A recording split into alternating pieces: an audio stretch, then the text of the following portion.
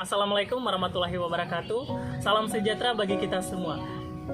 Terima kasih kesempatan yang telah diberikan kepada saya untuk menyampaikan hasil presentasi saya pada hari ini. Sebelum saya menyampaikan hasil presentasi saya pada hari ini, sebelumnya izinkan saya untuk menyapa dosen saya, yaitu Bapak Munggirianto SPD MPD sebagai dosen mata kuliah kewarganegaraan. Dan yang saya banggakan, teman-teman semua yang telah hadir di tempat ini. Perkenalkan, nama saya Sukiman Gule. Saya dari Fakultas Ilmu Komunikasi, Program Studi Public Relation. Di sini saya akan mempresentasikan pekerjaan yang saya tekuni, yaitu kehumasan. Sebelumnya saya akan menjelaskan apa itu kehumasan. Humas adalah proses komunikasi strategis yang digunakan oleh suatu pihak, baik individu perusahaan atau organisasi untuk membangun hubungan yang saling menguntungkan dengan masyarakat. Selain itu, humas merupakan fungsi manajemen yang bertujuan untuk membangun dan mempertahankan hubungan baik dan bermanfaat antara organisasi dengan publik yang bisa memberikan dampak positif terhadap keberhasilan atau kegagalan sebuah organisasi.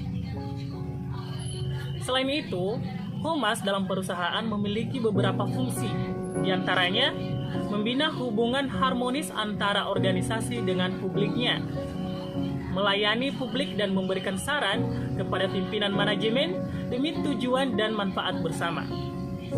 Selain itu, menciptakan komunikasi dua arah, mengatur arus informasi, publikasi dan pesan dari organisasi kepada publiknya atau sebaliknya demi terciptanya suatu citra positif bagi kedua belah pihak. Selain itu, fungsi humas yaitu untuk melakukan persuasi untuk mengubah sikap dan perbuatan masyarakat. Di dalam perusahaan juga, humas memiliki beberapa peranan, yaitu untuk mengelola keadaan darurat. Maksudnya, humas mengatasi kondisi darurat yang semakin berkembang ke arah perpecahan dalam organisasi.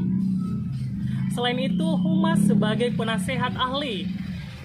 Di sini, humas berperan sebagai publik dan menasehati pimpinan organisasi dengan kepentingan umum. Selain itu, peranan humasnya yaitu public relation harus menjalin hubungan kerjasama dengan media. Karena terkadang dalam sebuah organisasi, kadang terjadi kesalahan yang tak terduga dengan publiknya. Baik media dapat menciptakan citra positif perusahaan kepada publik lebih cepat. Nah, di sini humas memiliki tujuan dalam perusahaan, yaitu tujuan utama humas adalah untuk mempengaruhi perilaku orang secara individu maupun kelompok saat saling berhubungan.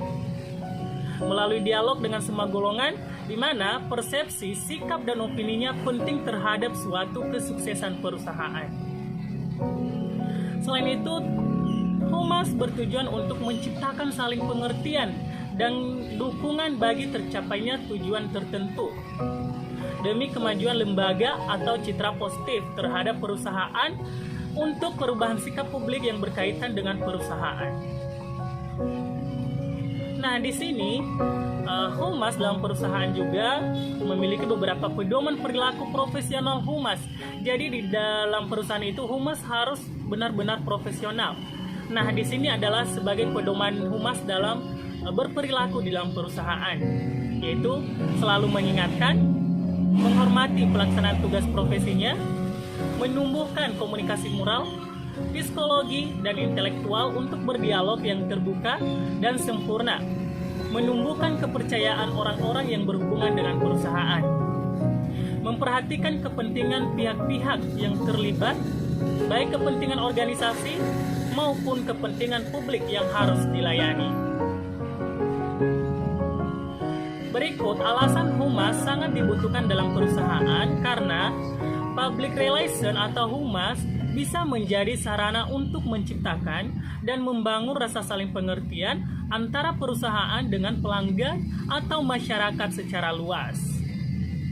Selain itu, public relation atau humas mampu membangun komunikasi yang baik di dalam maupun di luar perusahaan, sehingga bisa menciptakan citra yang baik untuk terbangunnya supaya saling mendukung dalam mencapai tujuan di dalam suatu perusahaan tersebut. Selain itu, humas sebagai jembatan komunikasi dua arah, di mana public relation dalam perusahaan akan membantu membangun hubungan dengan media massa dan melakukan publisitas untuk meningkatkan brand awareness positif dengan cara bekerja sama dengan media. Di mana dengan media, public relation dapat menciptakan kerjasama. Mengapa harus public relation menciptakan kerjasama antara media? Karena media sebagai pembantu untuk menyampaikan suatu informasi dari perusahaan tersebut dan untuk mempengaruhi publik atau customer lebih cepat. Karena media merupakan salah satu tempat masyarakat untuk mendengarkan suatu informasi, baik itu informasi perusahaan atau kejadian-kejadian yang terjadi di luar perusahaan tersebut. Selain itu, kelebihan dan kelemahan humas dalam perusahaan adalah kelebihannya kesempatan memperkuat pesan-pesan kunci dan tonggak sejarah perusahaan. Selain itu, mendukung program iklan dengan membuat pesan yang lebih kredibel. Nah, di sini juga kelebihan humasnya adalah dapat menciptakan kepercayaan publik. Jadi, mengapa humas dapat menciptakan kepercayaan publik? Karena humas merupakan salah satu yang dapat mengurus suatu perusahaan untuk menjalin kerjasama antara perusahaan yang satu dengan perusahaan yang lain. Jadi, humas di sini itu menjembatani, di mana dia mengelola suatu informasi dari perusahaan yang satu. Setelah itu, humas menyampaikan informasi tersebut sehingga terjadi antara komunikasi dan dapat saling berhubungan antara perusahaan tersebut. Nah, di sini juga humas memiliki kelemahan, yaitu tidak ada kontrol langsung, sulit untuk mengukur keberhasilan, tidak ada hasil yang dijamin. Jadi di sini humas benar-benar dalam pekerjaannya harus benar-benar untuk dikerjakan, karena di dalam humas untuk melakukan suatu hubungan juga belum tentu perusahaan tersebut dapat bekerja sama dengan perusahaan yang lagi kita olah tersebut. Jadi di sini humas belum ada yang namanya dengan jaminan bahwa perusahaan tersebut dapat bergabung di dalam perusahaan kita. Nah, selain itu contoh humas adalah pada umumnya setiap perusahaan memiliki divisi humas, diantaranya humas media audiovisual. Nah, humas di sini bertugas untuk menyampaikan informasi terkait organisasi kepada publik melalui media televisi dan radio. Selain itu, humas media cetak. Nah, di sini humas melakukan kegiatan promosi perusahaan atau peluncuran layanan dan produk-produk baru melalui media cetak seperti koran. Nah, di sini tugas humasnya adalah humas melakukan sebagai kegiatan promosi. Jadi di mana contohnya di dalam satu perusahaan ini memiliki suatu produk baru. Jadi di sini public relation mengambil suatu tindakan, yaitu dengan mempromosikan produk-produk tersebut. Nah, di sini public relation harus kreatif, di mana dalam menciptakan atau mempromosikan suatu produk tersebut bisa melalui iklan atau melalui media sosial. Jadi di sini humas harus benar-benar mengerti apa pekerjaannya dalam mempromosikan produk-produk di perusahaan tersebut. Selain itu, humas media online. Nah, sama seperti media cetak visual, di mana divisi humas melakukan penyebaran informasi dalam bentuk teks dan video melalui media online seperti YouTube, website, sosial media, Facebook, Instagram, dan TikTok. Jadi di sini humas dalam mempromosikan produk-produknya bisa melalui aplikasi media sosial seperti di YouTube, website, sosial media seperti Facebook, Instagram, dan TikTok. Apalagi kan sekarang TikTok udah menjadi suatu tempat masyarakat ya untuk menyampaikan suatu kreasi-kreasi baru. Jadi di sini tempat masyarakat untuk memprestasikan semua karya-karya mereka. Jadi di sini udah menjadi sebagai salah satu tempat humas untuk mempromosikan produk-produknya melalui aplikasi TikTok. Karena sering dikunjungin oleh masyarakat, baik dari kalangan anak kecil sampai dengan kalangan orang yang lebih dewasa. Jadi di sini masyarakat dapat lebih mengenal produk-produk baru dari perusahaan tersebut.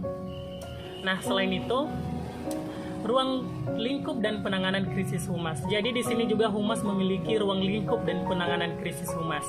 Di antaranya penanganan krisis, di mana humas mengakui kesalahan yang telah dilakukan perusahaan. Jadi di sini humas tidak menyembunyikan kesalahan yang telah terjadi di perusahaan.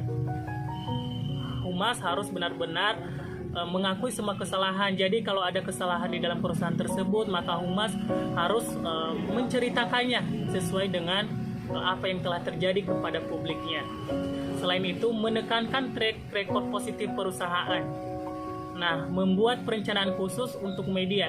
Jadi di sini kan perusahaan memiliki suatu masalah di dalam perusahaan tersebut, maka public relation harus membuat perencanaan, baik itu perencanaan melalui media atau langsung datang ke luar atau ke lapangan langsung untuk menyampaikan apa yang telah terjadi di perusahaan tersebut, sehingga dapat membangun suatu kepercayaan publik lagi untuk bisa bekerja sama dengan perusahaan tersebut atau membeli produk-produk di perusahaan yang telah terjadi kesalahan tersebut. Jadi public relation harus ada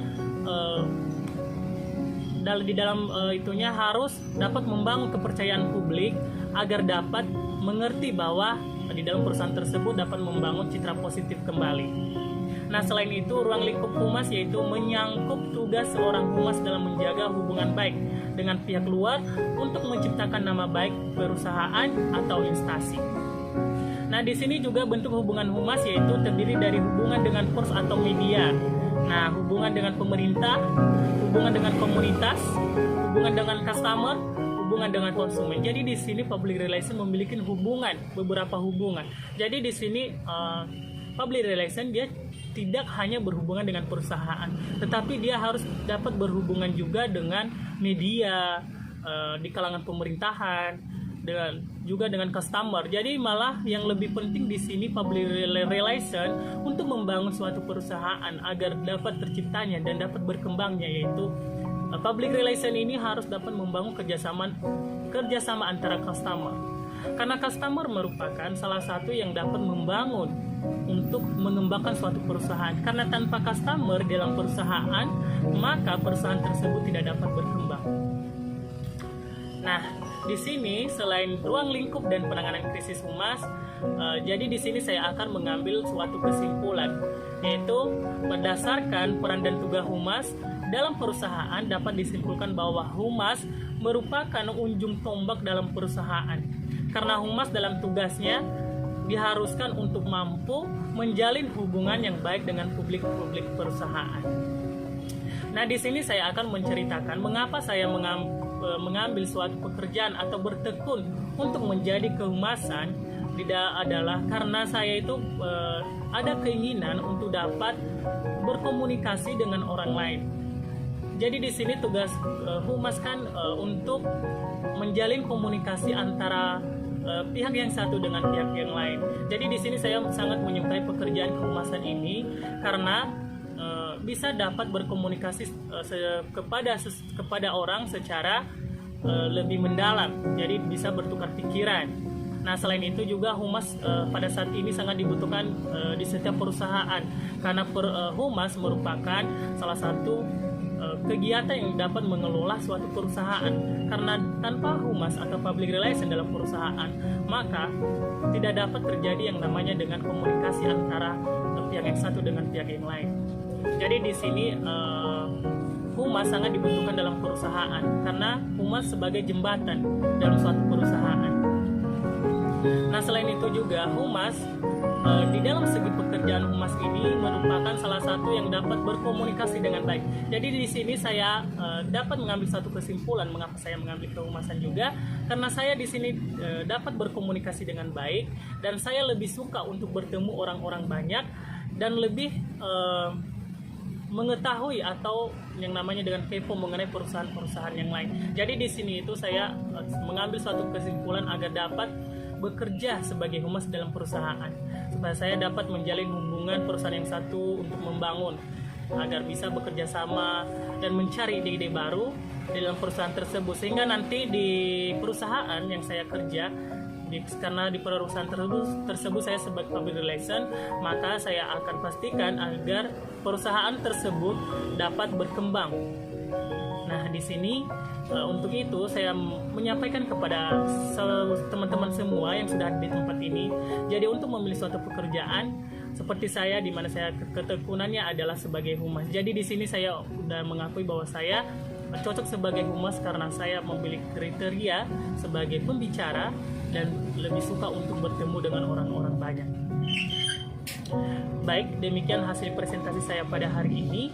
Jika ada kekurangan atau kesalahan, saya minta maaf. Demikian saya ucapkan terima kasih.